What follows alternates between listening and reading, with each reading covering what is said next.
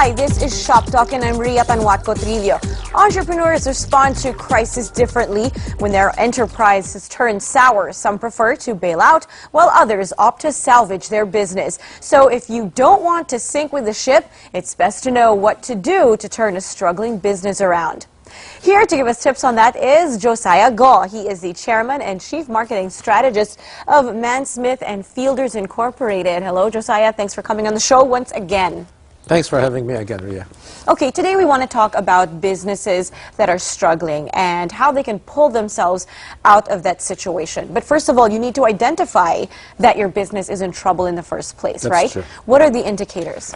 There are, for me, at least three major indicators. There are several, but there are at least three. Number one is that your revenues are dropping drastically.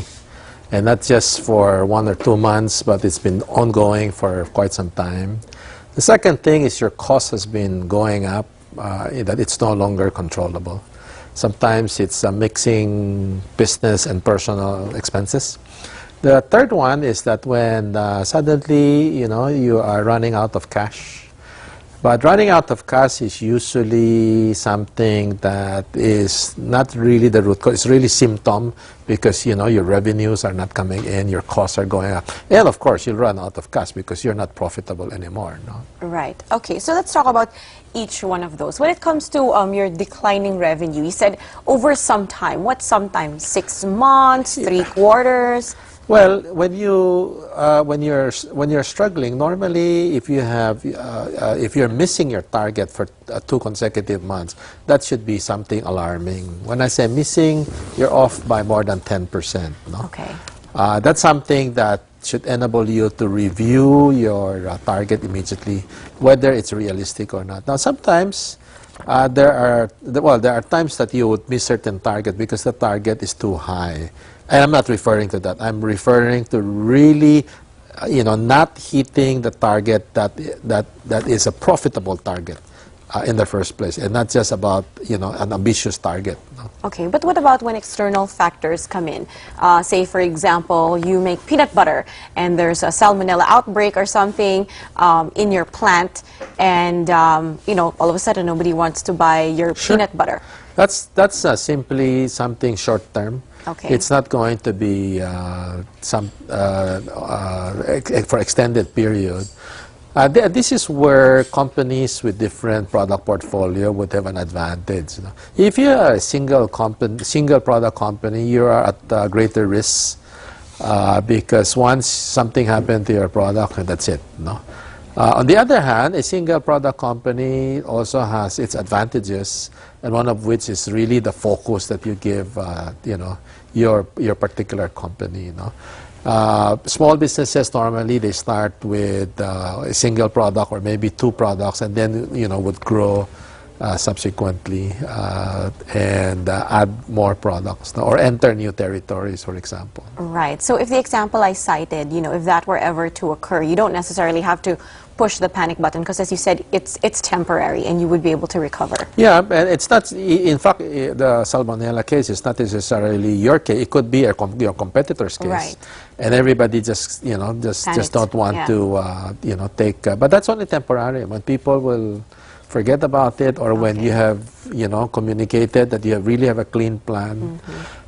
Then people will consume. It happens all the time here in shellfish, right. Seafood here in the Philippines. After a while, you see some big names, politicians would start, eating certain seafoods in front of everybody, and the demand would resume again. No? Right. Okay. So that's not that instance or that example is not really one that we're talking about here. Yes. This is like without external problems or incidents like this, you have a declining revenue. Correct. Right. Okay. Let's talk about increasing cost. No, but this is another external thing. As business owners, you can't really control, for example, the price of raw materials or gasoline or something.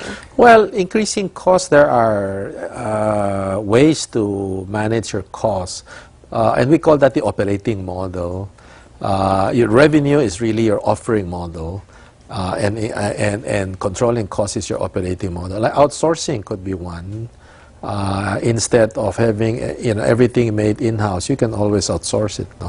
Which means in bad times you can lower your costs at a faster pace instead of done everything in-house. Right. Another way perhaps is to redesign the product. But a cost that is uncontrollable is an indicator that the person running the business is not paying attention to critical performance indicators of the business. No? Okay, so you need to be able to get and understand the feedback on your product as well. And in fact, not just the product, but also the person running the business. Because if you have an increasing cost, your competitors does not have an increasing cost, you have an increasing cost, then something must be wrong somewhere. No? All right, okay. Now, when it comes to tracing the actual problem, you need to ask why the business is struggling, right? And you talk about all the P's, the product, market, the peso, people, and prayers. Okay, what does that exactly does all of that mean? Well, the first thing I tend to look at is to look at the business plan, which is really product market combination. No? Does this company have a very good product? Is it differentiated? Is it relevant offering in the first place? And if there is relevance in the product, uniqueness in the product, then I tend to look at the person running the business.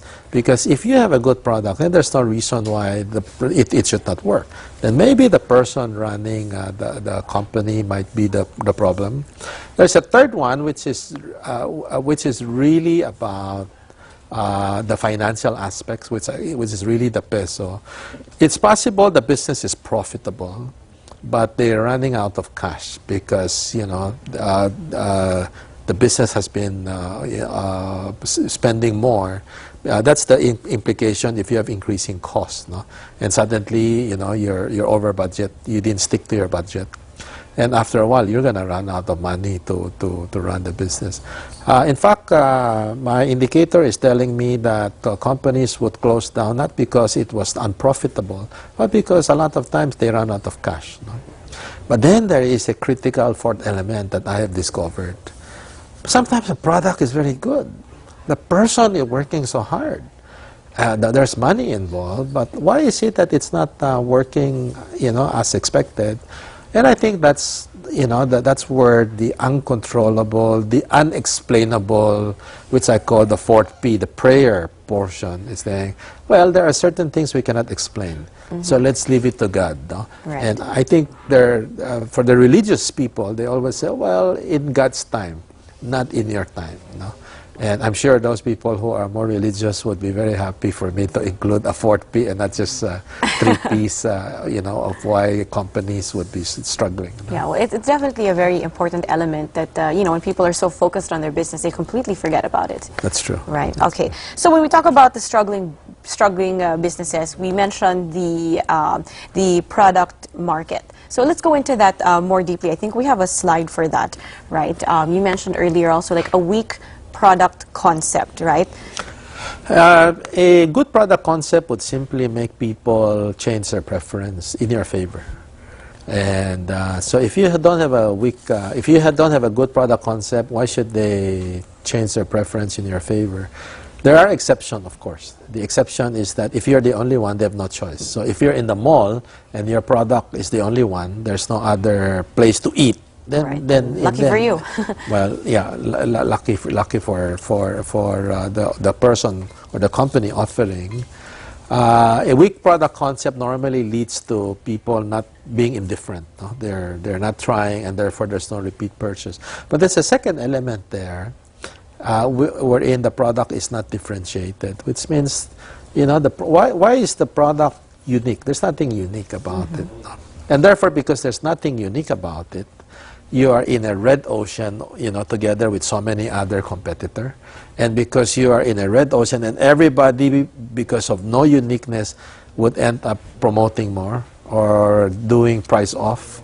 And eventually, it will result in thinner margins. And that's going to be very dangerous. Okay. Because coming up with smaller profit, smaller price, lower prices is usually an indicator that your product is not differentiated. No?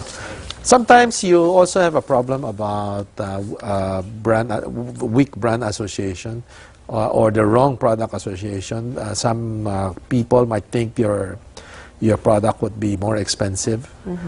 So you need to correct the perception, not necessarily to lower the price, but to really communicate why is your product better. Okay, this is what you're getting for what you're paying for. That is correct. That's correct. Okay, and so, right, okay, those are all the things that come with the negative brand association. Right, okay, so we're going to talk about how we can solve these very difficult problems. We'll talk about the steps needed to turn around a business. Keep it here, Shop Talk. We'll be right back.